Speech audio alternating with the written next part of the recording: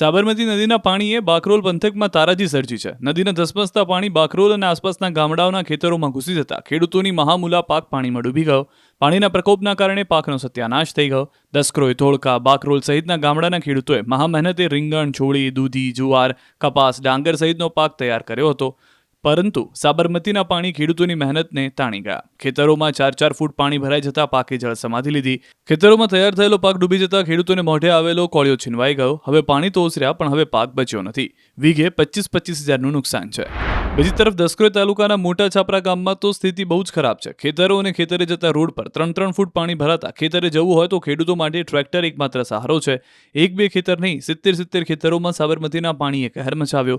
અંદાજે 100 વીઘાથી વધુ જમીનના પાકનો કચ્ચરખાંડ નીકળી ગયો. પ્રત્યેક ખેડૂતને 30 થી 50 હજાર જેટલું નુકસાન થતા માથે ઓઢીને રડવાનો વારો આવ્યો. QR કોડ સ્કેન કરો અને ડાઉનલોડ કરો ન્યૂઝ 18 એપ. મેળવો ગુજરાત અને દેશ દુનિયાની પળે પળની અપડેટ્સ.